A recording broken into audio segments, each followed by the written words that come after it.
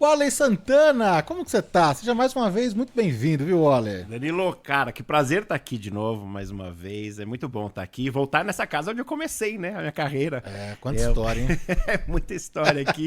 E parabéns pelo programa número 150. Muito sucesso, sempre. Brigadíssimo. Tem tempo do nosso último encontro, 2 anos já, mais de 2 anos. Mais de 2 anos já, né? Mais de 2 anos. E o Waller tá aqui para dividir as novidades da carreira, os shows, falar sobre essa arte. É uma arte mesmo da ventriloquia. A gente vai também relembrar os momentos, né, de CQC, de formigueiro. Não à toa eu toquei aqui na abertura do programa o Man in the Box, né, uma música do Alice in Chains, porque o Waller foi responsável por abrir um dos shows do Alice in Chains nos Estados Unidos, abriu o show do Coldplay aqui no Brasil, no estádio do Morumbi. Tem muita história, a gente vai contar tudo isso, mas começar do começo aqui, viu, Waller? Porque da última vez a gente não teve tanto tempo assim. Sim. Mas você é formado em letras. Letras, tradutor e intérprete. Aí você começa com aulas de inglês, com tradução, é Sim, isso? Tradução isso. Simultânea. Eu fazia muita simultânea de evento, né? Aquele que a gente sempre reclama, putz, o cara traduziu mal, era eu. Mas comecei fazendo e gostava, e aí me especializei em fazer de inglês para o espanhol. Daí comecei a trabalhar bastante como intérprete, né, de eventos. E foi um momento muito interessante, mas muito estressante, Danilo. Muito, muito. Porque, cara, um dia era sobre medicina, outro dia era sobre, né, neuroplasticidade, outro dia sobre... e aí vai. Você traduzia do inglês para o espanhol, do inglês para o espanhol? Do inglês para o espanhol, que já são dois idiomas que não são os meus de nascença, como a gente fala, né, mother tongue. Mas e aí tinha essa dificuldade, mas eu adorava esse desafio, sabe? De fazer isso. E eram eventos diversos no Brasil e no mundo também, né? Você viajou o mundo com esse trabalho, né, Waller? Viajei bastante. Fui pra China, pra Europa, pros Estados Unidos algumas vezes, como intérprete. E, de repente, larguei tudo. Falei, chega. E aí depois você é formado em letras, mas depois também você se formou em artes cênicas. Sim, você eu fiz o curso técnico, né, do Newton Travesso. Mas foi uma experiência muito legal, porque o que aconteceu? Eu tava muito estressado das traduções e das aulas e tal, e essa coisa maluca de intérprete. E aí pensei, não, calma, vamos fazer. Uma amiga falou, por que você não faz um curso de teatro para dar uma desestressada? E aí eu me encontrei ali, Danilo. Aí eu falei, é isso. Você chegou a ter aula com o Karnal, não teve, não? Karnal tive, o Karnal foi meu professor, Leandro Karnal foi meu professor na faculdade. Te estressou muito, pelo visto. Muito, muito. A aula, até hoje eu não entendi as aulas dele. E aí você acabou, então, a convite dessa sugestão, né, de uma colega de desestressar mesmo, de ter uma outra, né, um outro estilo ali, seguir pro teatro. Você nunca tinha, na escola, nunca tinha feito teatro nem nada? Eu já gostava, tinha feito quando eu era adolescente, mas sabe aquela coisa, eu jogo bola ou faço teatro? Fui jogar bola, né, que eu tentei a vida de jogador também, né, meu irmão já tinha uma carreira, jogava na Lusa, depois ele foi pra Europa, ele foi pra Israel, na realidade, pra jogar, e também teve experiência na Europa, e eu queria seguir isso, e aí fui tentar ser jogador lá no Los Angeles Galaxy, mas aí não rolou, aí não aconteceu, mas tudo bem, vamos que vamos. Mas daí você acabou se encontrando então no teatro. No teatro, sim. Aí fez no teatro e publicidade também, né? Muita publicidade, muito, né? Muito comercial. Eu fiz bastante. Aliás, com o Ronaldo, na época que ele jogava no Real, a gente gravou um comercial lá. Era da Brahma? Foi da Brahma Mundial. Foi o primeiro Mundial da Brahma, que era aquele do touro, que ele driblava um touro e tal. Ah, você teve que ir pra Espanha pra gravar? A gente foi pra Espanha. Você foi pra Espanha gravar. A gente foi pra Espanha, aí nós gravamos o comercial. E aí eu tava com o cabelo meio comprido, a gente voltou, eu fiz uma participação numa novela do SBT, que era Os Ricos Também Choram. Sim. E aí, pra gravar a novela, como era de época, tinha que cortar o cabelo bem curtinho. E aí eu perguntei pra produção do comercial, não vamos voltar pra Espanha, né? Eles, não, imagina. E aí fui, gravei, tirei o cabelo. No dia seguinte, a gente vai ter que voltar pra Espanha. Aí eu tive que colocar... Peruca, sim? Não, o que é? Não, entrelaçamento do cabelo pra gravar de novo lá na Espanha. Foi uma experiência. Porque tem muito isso, ó, de gravar, regravar e voltar. Tem isso? Não é que você resolve tudo numa diária, não? Então, não, né? A gente nunca sabe quais são... Ainda mais como era... Época, sim. A Vitória, né? Vitória Beckham. Todo mundo ali, né? Tava no meio de todo mundo. Porque a gente foi assistir o jogo, eu nunca esqueço. Real e Zaragoza, aí o Ronaldo convidou e a gente ficou ali na área VIP, né, do do Bernabéu, que é uma experiência maravilhosa. E aí, depois do jogo, todos os jogadores subiram, né, com as famílias ali. E aí tive a experiência Só que naquela época o celular, né, era 2006, não tinha, nem dava para usar celular fora do Brasil. Foi uma experiência. Então eu não tenho foto disso, mas eu tenho Na da memória, produção, né? Fotos da produção e na memória. E cada vez a minha memória é renovada. Aprendi agora com a doutora. Olha, e aí, além de, bom, televisão com publicidade, os comerciais, o teatro, né? A televisão mesmo, a televisão aberta, a chance, a oportunidade de entrar e participar de um programa foi aqui na casa, foi aqui na Band. Foi aqui na Band. Foi aqui na Band. 2008. 2008. E foi uma experiência maravilhosa que eu levo pra vida, que ali que eu acho que começou. Mas também, assim, Danilo, vamos falar. Começar num CQC é muito legal, cara. É muito forte, né? É uma experiência muito forte. É uma memória que ficou gravada mesmo, porque tanto pro bem quanto pro mal, né? Porque é muito difícil aquela responsa, você tá num programa que todo mundo tá falando, mas foi uma experiência maravilhosa. Foi ali que eu digo que embora tenha feito muita coisa antes de publicidade e até de cinema, né? De curtas e longa e tal, mas eu acho que minha carreira começou mesmo quando eu entrei aqui.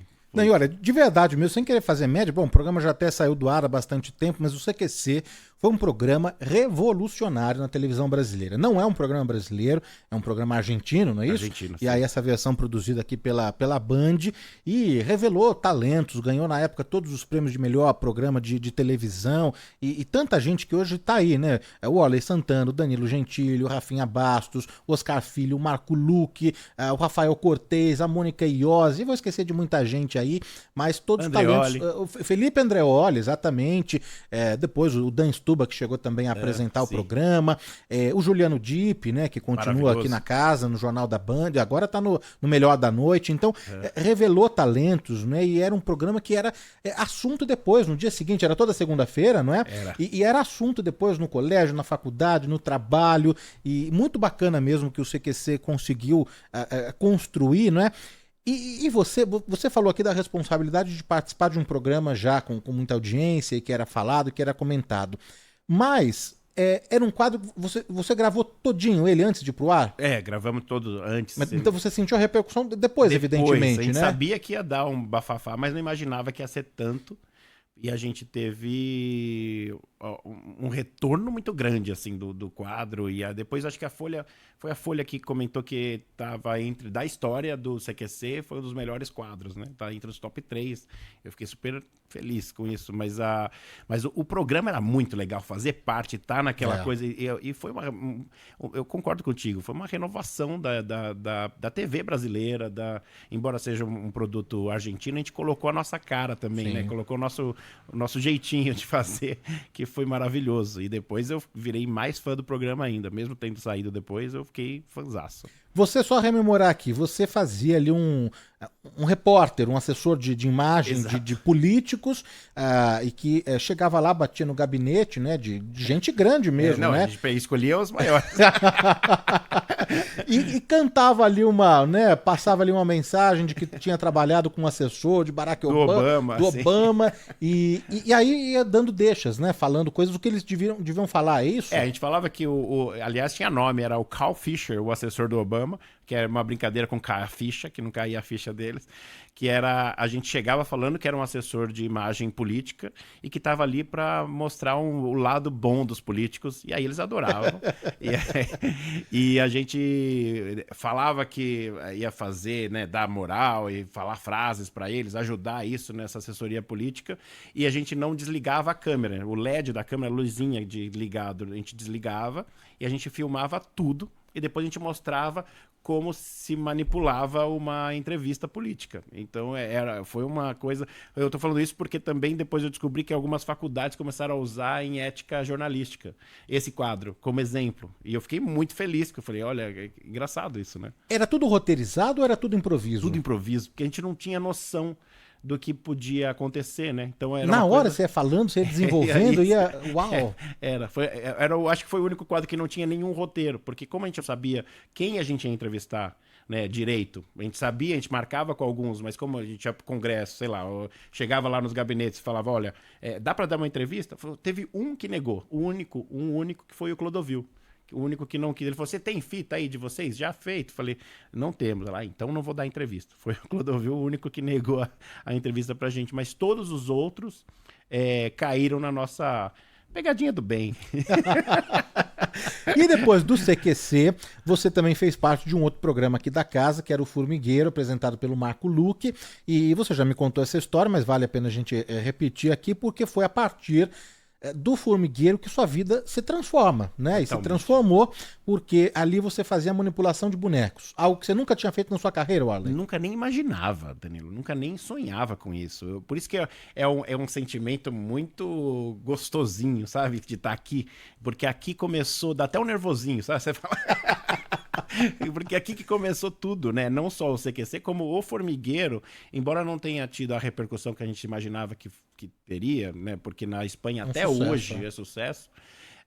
Primeiro já começa com uma viagem à Espanha para entender o programa, né? E é um programa que a produtora argentina, no caso, acreditava muito, porque é o primeiro que eles compram o formato. Porque o CQC e todos os outros eram formatos próprios. Esse não, esse era um formato espanhol que estava dando certo. Então a gente foi para a Espanha, estudou lá, entendeu o programa, viu. E aí, no dia que a gente foi assistir, foi a Carmen Maura, a atriz Carmen Maura, e o Mel Gibson tinha acabado de passar por lá. Então, assim, foi um negócio que a gente falou, nossa, que maravilhoso esse programa. Foi muito legal fazer aqui, mas eu não imaginava, nunca tinha trabalhado com boneco, e foi ali que nasceu a minha história com boneco. Porque no Formigueiro eram duas formigas, né? Sim. Que era a Tana e a Jura. Eu era a Jura, a Lambenati era a Tana. E você manipulava então aquela formiga ali. Sim. Era uma escada ali pro Marco Luque, né? Tinha ali uns comentários ácidos, né? Alguma coisa assim. E aí que você começa então a descobrir esse universo de manipulação de bonecos. É isso. E a partir disso você foi estudar. Exato. Foi ver o que tinha por aí. Aí eu me animei, fazia já stand-up por conta do CQC, que os meninos falaram, você tem que fazer stand-up. Comecei a fazer e gostar muito, e aí comecei a trabalhar com boneco, e aí eu recebo um e-mail, naquela época aquele e-mail que demora para carregar, que tinha o vídeo do meu querido amigo André Bernardes, que é o porteiro Zé, ele me mandou e falou, olha isso. Aí eu vi um americano, que é o Jeff Dunham, fazendo a apresentação dele com o Ahmed, o boneco dele, eu olhei isso e falei, caramba, esse cara faz tudo que eu faço, só que num lugar só, tudo junto, né? Desculpa, esse show de stand-up que você fazia não tinha boneco? Não tinha boneco. Não, era só piada, cara limpa, isso. E aí eu pensei, qual vai ser meu diferencial, né? Porque tinha muita gente, você lembra? Era um boom de stand-up. Bom, até hoje tá, até né? Hoje. Consolidado já. Sim. E aí então você queria uma coisa diferente. Aí queria uma coisa diferente e aí tive essa... Como eu já tava trabalhando com boneco, falaram, o que você tá fazendo, as duas coisas que você faz, que é stand-up e boneco, o cara faz junto. Eu olhei e falei, caramba, que legal isso. E aí eu fui atrás dele. Eu fui para os Estados Unidos estudar, né? Fui atrás que não tinha curso aqui, não tinha nada por aqui. Eu falei, não, vou atrás disso. E você chegou a conhecê-lo, tudo? A gente fez show junto. Nos Estados Unidos? Nos Estados Unidos. Foi muito legal, porque em 2014, a gente teve foi meu primeiro show nos Estados Unidos foi em 2014. Fui convidado em 2013. E aí, em 2014, eu fui fazer na semana que o Brasil perde para a Alemanha. Do 7-1? 7-1. E o MC da noite é o Steve Schulin, que é um alemão. Então já foi aí a brincadeira. Tá? Os americanos não entenderam muito, né? Eles não são muito de futebol, mas foi uma experiência interessante. E o Jeff subiu no palco antes e fez a apresentação com o Ahmed. Então, para mim, ali já estava um sonho sendo realizado e eu finalizei aquela noite. Foi uma experiência maluca, assim. Mas aí você constrói do zero um show... já pensando nos bonecos, nas vozes, naquela identidade, não é? Só explicar aqui pro nosso ouvinte, né? Hoje você tem um show que são mais de 5 personagens que você faz. Cada um com uma característica, com uma identidade, com uma personalidade. Tem o seu antenor, que é um senhor. Um senhor. Daí tem o Plínio. O Plínio, que é o nerd. É o Plínio que é o nerd. É o nerd. Que é o que eu abri o show do Coldplay. Do Coldplay, Tem a Marta, que é É uma atriz ou não? Ela é uma professora de matemática. Professora de matemática. Mas que quer ser atriz, exatamente. Você lembra? O Digo Mendigo. O Digo Mendigo e o Juanito, que é um mexicano que veio pro Brasil procurar emprego. E aí você dá e criou então uma identidade para cada um deles e uma história também, né? Mas então você foi lá para os Estados Unidos com esse cara, foi aprender, fechou junto, e aí então você vem pro Brasil e cria então essas histórias e começa a fazer esses shows aqui. Sim, aí... Diga. Não, aí já marco meu primeiro show em Curitiba, sem ter noção nenhuma, assim, exatamente do que é. Hoje, com a experiência olhando, falando, caramba, que maluco que eu fui. Mas marquei o primeiro show ali no Teatro Regina Vogue, em Curitiba, um teatro, uma delícia. E o mais incrível, eu não sabia se ia público ou não, a gente lotou o teatro nessa primeira... E então foi um negócio, primeira responsabilidade, segundo que eu não sabia qual ia ser a reação do público, eu não sei por que as pessoas foram, mas foi uma experiência e ali a gente viu que tinha realmente um produto, né? Ô, Wallace, você já estão há quantos anos com a manipulação, com a desde ventriloquia? 2010. 2010, então já são 15 anos. 15 anos. 15 anos. Você sentiu que mudou de onde você começou, de 2010 para agora, 2025? Porque... quando a gente fala de manipulação de bonecos, a gente lembra à mente aqui programas da TV Cultura, do SBT, Melocoton, da Eliana, Cocoricó, Louro José, da Ana Maria Braga. A gente vai lembrando desses personagens, Sim. né? Algo ligado mais para o público juvenil, infanto-juvenil, para as crianças, não é? E quando a gente fala de ventriloquia, principalmente nos Estados Unidos, em que o mercado já está consolidado há muitos anos, e tem esse cara aí que mobiliza e muita grana, muito dinheiro envolvido, né? Mais de 100 milhões de dólares. É um talento mesmo. E lá tem, então, uns shows adultos, vamos dizer assim, não é? Você sentiu que nesses 15 anos mudou a percepção aqui no Brasil? Virou a chavinha de que, opa, peraí, não é infantil, não é que eu vou chamar aqui pra festinha do meu filho. É algo pra adulto, é stand-up, você sentiu essa mudança? Totalmente. Nossa, Danilo, essa pergunta é incrível, porque no começo foi muito difícil, porque a gente tem um histórico, né? A gente TV Cultura e todos os programas com bonecos, a gente tem esse pensamento que é só para criança, mas quando a gente vai quebrando, e eu percebi isso quando as empresas começaram a me convidar para fazer os seus shows corporativos. E aí você percebe que a coisa, e não no Dia das Crianças, mas para os seus funcionários, ou até para fazer um treinamento. Então, e aí agora com palestra também, que a gente tem feito algumas palestras e aproveitando o uso dos bonecos, isso tem sido uma experiência incrível e cada vez mais a gente percebe que o público mudou, assim, é mais abrangente. Então, até com participações na Praça é Nossa, né, que o Carlos Alberto convidou, que ele ficou sabendo que eu estava lá, né, no SBT ano passado, e aí me convidou, eu acabei fazendo umas 5, 6 participações lá, foi muito legal. E teve o programa agora de 38 anos com um especial, eu tava assistindo e aí eu tava lá, entrou meu quadro junto, fiquei tão feliz, cara, no mesmo, Golias, toda essa galera, e de repente tá lá com o boneco. Então eu acho que a gente tá realmente atingindo um público diferente. E isso é muito, muito, muito legal. Só que eu também tenho essa preocupação de essa cultura de ser infantil ou infanto-juvenil é muito forte no Brasil, né? Eu tava, uma vez, fiquei em cartaz no Folha, no Teatro Folha, Teatro UOL agora. O Teatro UOL, isso, no Shopping Higienópolis. No Higienópolis, e a gente ficou meia-noite e ia criança. A gente pôs o show à meia-noite pra não ir criança, né? Pra gente fazer o show adulto.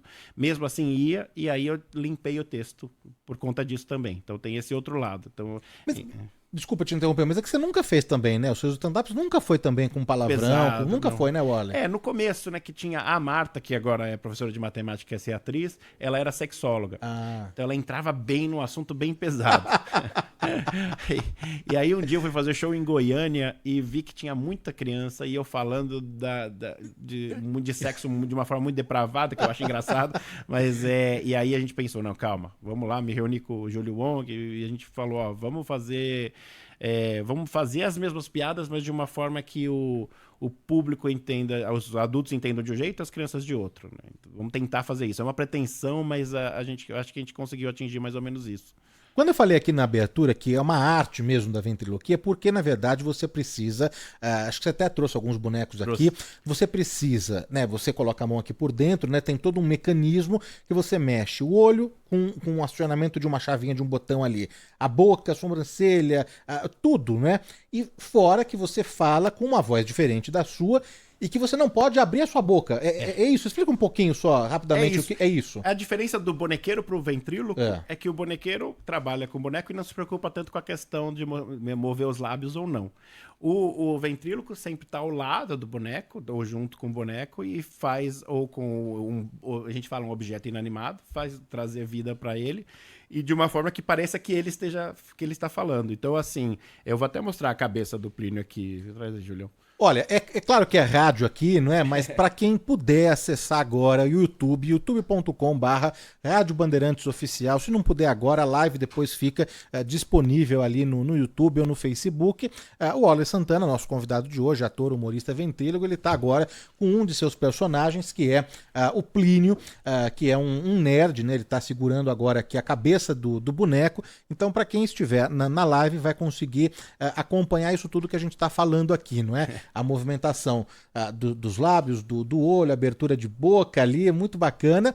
E a voz também, a voz, claro, para quem estiver no rádio, agora vai conseguir ouvir, né, Plínio? Oi, gente. Oi, Danilo. Que prazer estar aqui com você. Tava com saudade, Plínio? Muita.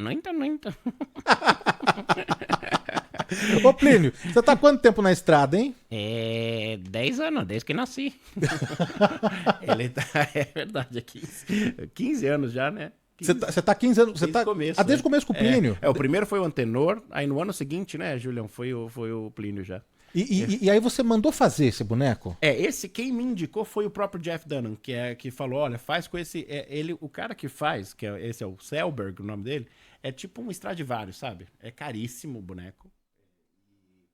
E ele demora quase 1 ano pra te entregar. Uau! Mas valeu a pena, sim. Mas você passa o que você quer, as características? Quero um nerd, quero um olho, um óculos... Tem os de estoque. Né? Tá. O Antenor, por exemplo, é um boneco de estoque. Qualquer um pode comprar um parecido ou igual. Mas o Plínio não. O Plínio eu pedi as características dele mesmo. Então, Todos os seus bonecos de fora? Agora temos bonecos brasileiros. Nacionais? Também. Sim. Tem o Juanito, que é brasileiro, que é o mexicano, mas é brasileiro, feito aqui. Feito aqui, E né? tem alguns que agora, no show novo, a gente vai fazer alguns bonecos brasileiros também. Todos os bonecos, todos os personagens têm esse mesmo mecanismo que você tá mostrando aqui? Não, o Antenor é diferente. Porque é um pedaço de madeira, né, olha, pra quem não tá aqui acompanhando, um pedaço de madeira que tem todos os acionamentos ali, os botões, né? Com os gatilhos aqui que são de aço, né? E é muito resistente, mas é como se fosse um instrumento musical mesmo pra mexer e conseguir fazer. Mas o Antenor, por exemplo, já é mais simples. Ele tem o formato que a gente tá acostumado de fantoche. De um fantoche. Agora o Wallace tá pegando aqui o seu Antenor, que é um senhor de 9 anos. Que prazer. 99 anos o seu Antenor, já tá carequinha. Danilo, que saudade. Esse é o figura que começou com a gente. E é esse que eu tenho feito algumas participações lá na Praça é Nossa, o Antenor. O que é? É espuma? Esse é feito de látex de látex e espuma. E os outros de resina. É cerâmica? Não. O outro como fala? Fibra de vidro. Fibra de vidro. E misturado com resina. É um negócio maluco, assim. É uma mistura. Já tem alguns sendo feito em impressora 3D também, né? Mas aqui no Brasil ainda não. E aí, do seu repertório todo, o carro-chefe seria o seu Antenor? O Antenor e o Plínio. Esses dois são os que... Se bem que a gente fez uma pesquisa com o público, a gente tem feito agora na peça, depois... Qual que você mais gosta? É muito legal isso, Danilo. É o que você falou. Se a gente faz uma característica diferente para cada, a gente atinge públicos diferentes. E eu não sabia que a Marta tinha um público tão forte, né? E aí a gente viu nas pesquisas, tem gente que gosta mais do Antenor, tem gente que gosta mais do Plínio. Isso que é legal deles serem bem diferentes mesmo, para ir no show e ver qual um você vai se identificar. Aliás, você teve na estreia lá da peça. Foi no teu show. Um super show, aliás, que era o Wallace Santana e seus bonecos em Las Vegas. Em Las Vegas, que era entre aspas, uma brincadeira com Las Vegas, que a gente tava indo fazer show lá. Era um super show, uma super produção mesmo, com todos esses personagens e muito mais, números de mágica, de ilusionismo, de impressionismo, sei lá, umas coisas que aconteciam no show que você não acredita. E agora você continua com o show, não mais em Las Vegas, mas é o Wallace Santana e seus bonecos. O Wallace Santana e seus bonecos, estamos rodando aí, Brasil todo. Rodando o Brasil, daqui a pouco a gente vai passar o seu Instagram, a agenda completa, com todos esses que a gente falou aqui, com todas essas vozes, esses personagens. Sim. Aí você leva leva eles pro show, e aí cada um entra no momento da apresentação. Exato, sim. E o que é legal, eu vou falar em primeira mão, Danilo, porque cara, eu gosto daqui, Diga, você sabe, diga, gosto claro. de você. E a gente tá fechando pro ano que vem fica mais chique, né, Julião, falar World Tour. Fechamos já show no Japão, de novo. Estamos fechando show nos Estados Unidos. E vamos fechar show. Estamos falando com Chile e Canadá. E Uau, aí, que legal. A ideia é rodar Uma esse turnê mundo mundial. Essa é a ideia. Olha, o relógio corre aqui, mas só para também contar e dividir com os nossos ouvintes, que o Wally acabou de voltar do Japão, fez uma série de 10 shows, 15 shows. Muitos shows no Japão, em japonês. O primeiro show lá foi na Embaixada do Brasil em Tóquio, que foi uma experiência... Quando a gente recebeu o convite, eu fiquei tão... Falei, cara, não, calma, a Embaixada do Brasil em Tóquio chamando, eles falaram, a gente sabe que você tem estudado japonês, então vamos fazer pro público japonês. E foi uma experiência... você imagina, né? Fazer... Você não sabe qual vai ser a reação do público, é uma cultura diferente, é um texto diferente também, né? Não são as mesmas piadas, a gente teve que estudar bastante para entender qual que é o humor japonês, e foi um negócio que... eu saí emocionadíssimo, assim, chorando do show, primeiro por representar o Brasil de uma forma e fazer dentro da Embaixada do Brasil em Tóquio pros japoneses, foi muito maluco, foi um negócio... Já fechou então em japonês, bom, em português, claro, e também em inglês, né? Inglês e espanhol, sim. Espanhol também. Já fez. fez Mas para evento aqui no Brasil. Aqui. Agora, em inglês, né, nos Estados Unidos, você abriu o show pro Alice in Chains, um show deles, dos caras, que eu já assisti um show deles aqui no Brasil, sensacional. E você é fã dos caras, né? Você é fã da banda, não é? Sim. E não foi nada combinado, foi ali, assim, encontrou... É sempre no improviso, né? É sempre as coisas vão acontecendo e a gente se anima e vamos pra cima, porque a gente tava em Cincinnati, tava andando na rua, eu tinha gravado uma matéria, quem tinha ido entrevistar a gente foi o Fantástico, né, que a gente fez, acompanhando a gente, e aí o pessoal do Fantástico tinha ido embora, a gente tava lá no último dia, num domingo, não vou esquecer, tava na praça ali, essas são as memórias que a doutora tava falando, né, não tem como esquecer, essa é marcante. Aí a gente tava e eu ouvi o Sean Kinney, o baterista da banda, e pedi pra tirar uma foto com ele, e ele falou, de onde você é? Eu falei, sou do Brasil. Daí ele, o que você faz? Eu falei, sou ventríloco. De alguma forma, Danilo, também atingiu a sinapses algo ali, nele ali. os dendritos do Shankini ali. Ele ficou assim, animado, falou, cara, você é ventríloco, o que você vai fazer amanhã? Ele nem pensou, foi a primeira coisa. Eu falei, amanhã eu volto pro Brasil. E ele ficou chateado, ele falou, que pena. Eu falei, mas por quê? Ele falou, porque você podia abrir o nosso show. Eu falei, não, então, vou desmarcar o voo de volta e vou abrir o show, tudo bem? Ele, tudo bem.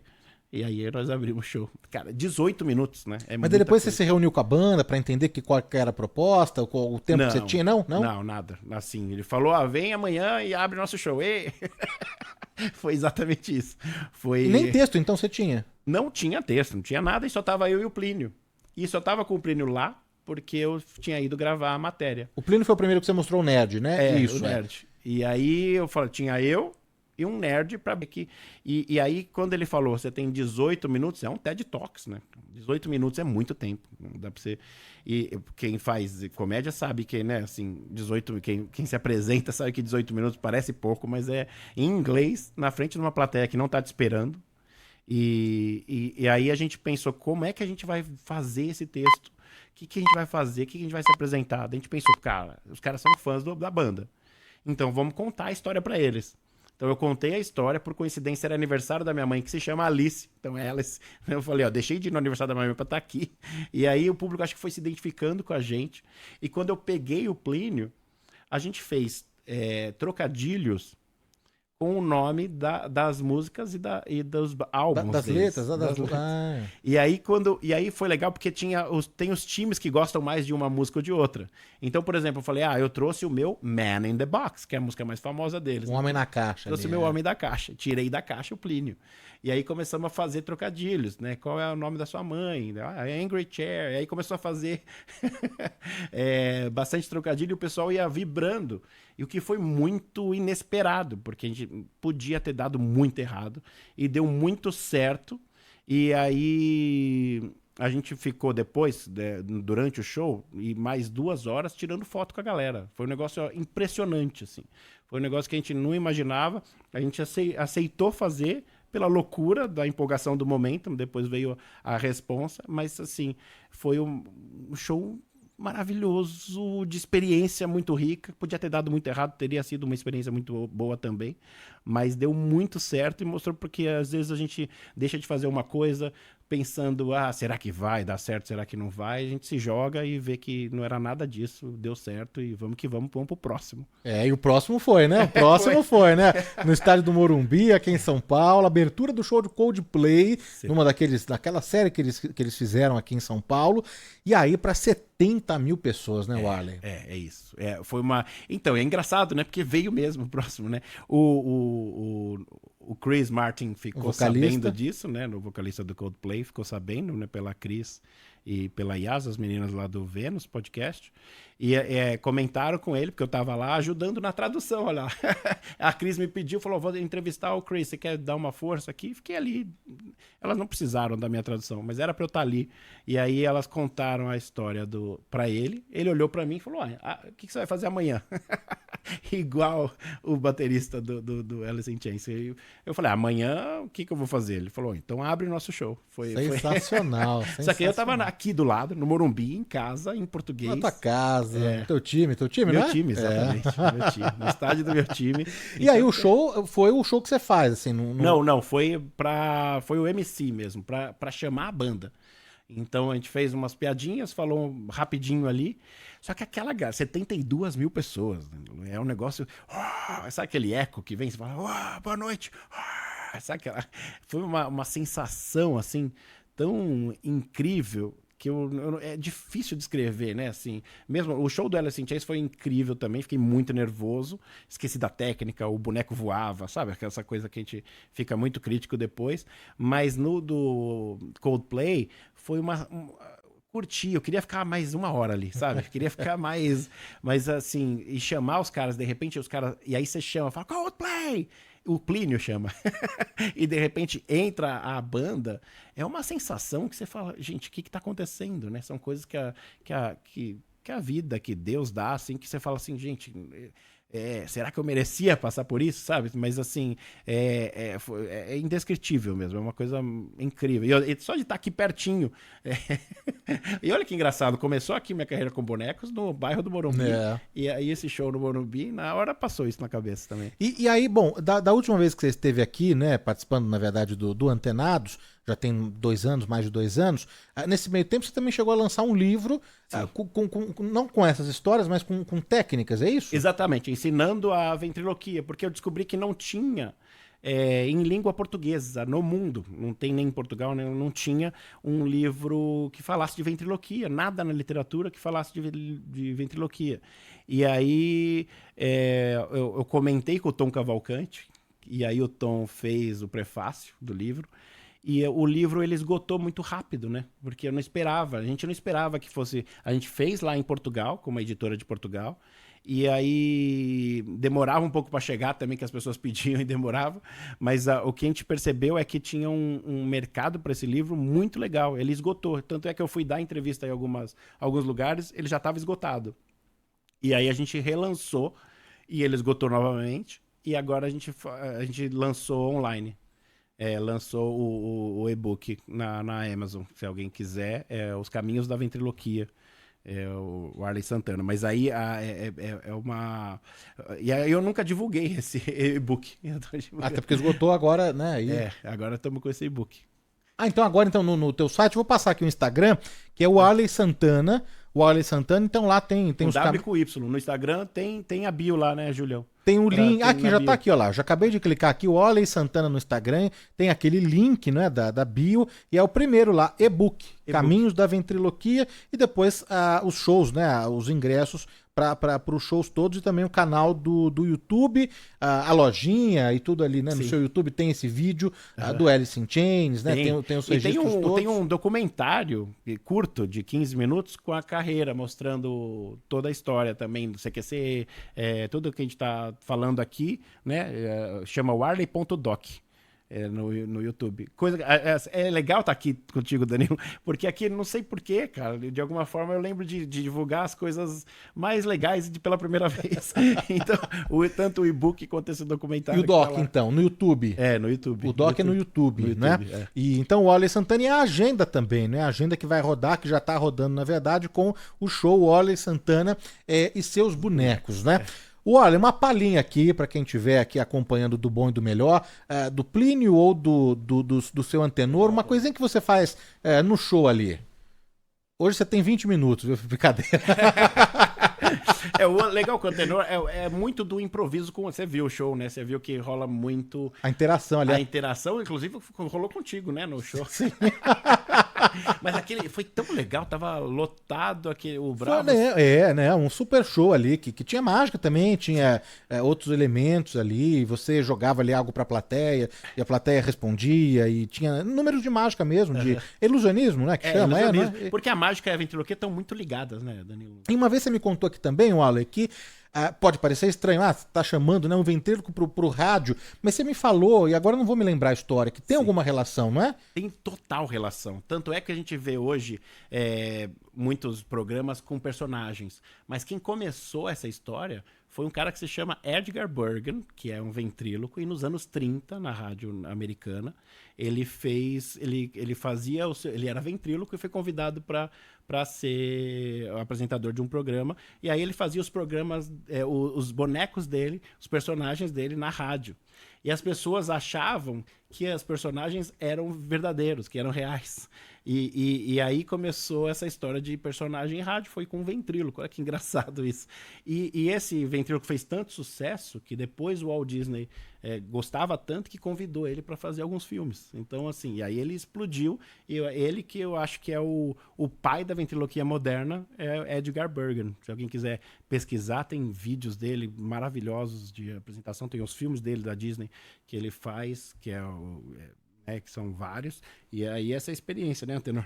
Verdade. Tudo bom, Antenor? Sim. Tá tudo bem? O senhor tá se cuidando? Sim, fui ao médico ontem. Foi ao médico ontem? O que ele disse? R$200 a consulta. Não, o que o senhor tinha? R$100. Qual que era o problema, Antenor? Tá, R$100, tonto. O que é legal também, que eu tava falando, que a gente dá uma mudada. O senhor tá casado, né, Santos? Sim. Onde o senhor conheceu sua esposa? Rua Augusta. E aí a criança vê de um jeito, é uma rua, sim, e o pai, sim. E aí a gente começa a entrar nesse... Essa que é a ideia. Fui ao dentista também. Foi ao dentista? Mas o senhor só tem um dente, deixa eu ver. O senhor só tem um dente, foi ao dentista? E daí, você nunca foi ao traumatologista? E aí a gente vai... Mas o legal do seu tenor é que ele vai, Danilo, conversando com o pessoal, né? E faz essa interação mesmo. A galera. E depois a gente percebe que as pessoas entram no jogo, né? Na brincadeira. Não, e é isso. Bom, eu sempre falei aqui que o teatro ele é um jogo, né? Você compra ali a história, os personagens, né? Às vezes não tem figurino, às vezes não tem cenário, você precisa acreditar ali que é o Rei Arthur, você precisa acreditar que ali é uma história de Romeu e Julieta, senão você não, né? Teatro é isso, né? No caso dos personagens, a gente também precisa ter ali o foco no que você está apresentando ali, né? No Plínio, no seu Antenor, se a gente ficar olhando ali pro Waller, então é isso também, você tem que olhar pro personagem. E aí realmente a mágica da ventriloquia, que não pode mesmo mexer a boca, você não pode, você foi construindo isso, você demorou a conseguir essa técnica, Waller? Muito. Até hoje, se a gente dá uma vacilada, esquece, porque como tem improviso, e aí eu acho que a doutora pode falar muito bem, né? Que o foco muda e a gente não pensa. Então tem que ficar de uma forma muito natural para que a boca não mexa. É isso aí. Se a gente presta bastante atenção, a gente não mexe nada. Mas na hora do improviso e tal, depois você assiste o vídeo e fala, caramba, olha lá, mexi um pouquinho. E agora já há tantos anos, você já sabe algumas palavras que tem que ter uma abertura de boca, né? Eu posso te contar um segredo. Porque a diferença da mágica para ventriloquia é que na ventriloquia, se a gente conta o segredo, não perde a magia. Essa é a minha opinião. Porque Oi, Bia, é a Bia, sei lá. Ele fala com as pessoas. Na mágica, se a gente conta o segredo, acaba a mágica. Sim. Mas na ventriloquia é um começo de uma curiosidade que começa ali a ser aguçada. Porque a questão existe um ventriloquês, que é o idioma. Eu não falo português ou não falo inglês quando eu estou me apresentando, né, o boneco. Ele fala o ventriloquês. O ventriloquês é um idioma diferente, que é parecido com o português ou com o inglês ou com a língua que você está falando. O que eu quero dizer com isso? Ele não fala exatamente as palavras da mesma forma que a gente fala. Ele substitui letras. Por exemplo, né, um dos segredos é esse. Como assim? Explica. Explica, ó, por exemplo, falar problema. Problema.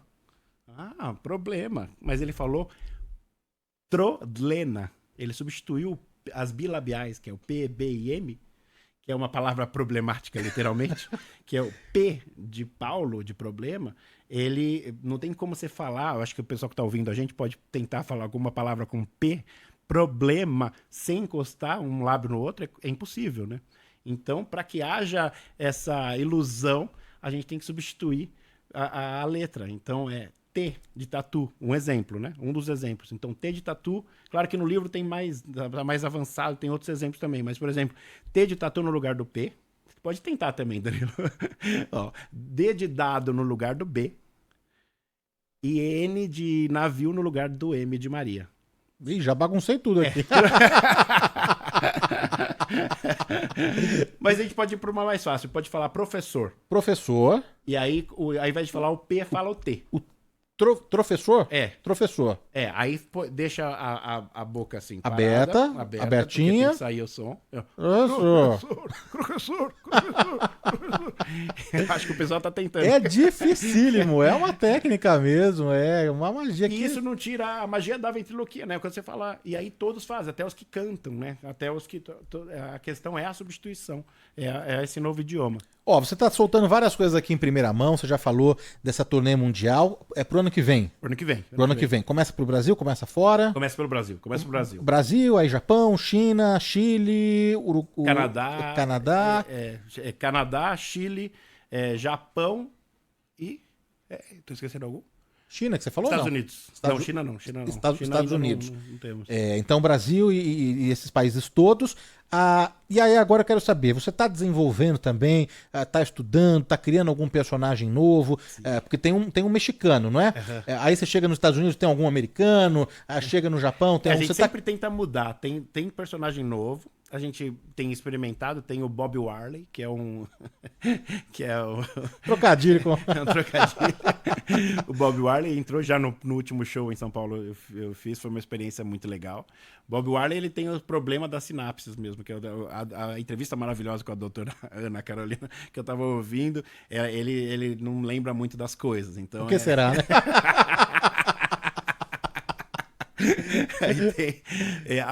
A Marta está sendo redesenhada também, vem um boneco novo, fisicamente um boneco novo, que é incrível, que eu tô apaixonado. E então a gente vai mudando sempre o show e vai atualizando e mantendo os personagens que o público pede. Uma vez eu tirei o Antenor, aí não deixaram. Aí falaram, não, tem que voltar. E o Antenor e o Plínio é impossível tirar os dois, mas os outros a gente vai mudando um pouquinho. Olha, passa muito rápido, já acabou aqui, reta final aqui do nosso programa, eu só posso te agradecer mesmo pela presença mais uma vez, dividir as histórias, né, onde tudo começou, que foi aqui na Bandeirantes, né, claro que você tinha já uma carreira antes como tradutor, intérprete, e esse sucesso todo que é mesmo hoje no Brasil, referência, shows no mundo inteiro, convidar aqui o ouvinte a acompanhar o Warley Santana no Instagram. Quem que veio com você hoje? Agradecer aqui. O Júlio Wong, o Júlio, brigadíssimo aí, Júlio, pela presença também, os seus bonecos. Olha, volte sempre, obrigado, bom final de semana, viu? Eu que agradeço, muito obrigado, sempre convidar estamos aqui. O Júlio é um dos bonecos também, valeu, obrigado. Aos ouvintes, obrigado pelo carinho, pela audiência, vem aí, unidos pelo pequeno sorteio dos ingressos do teatro que eu falei.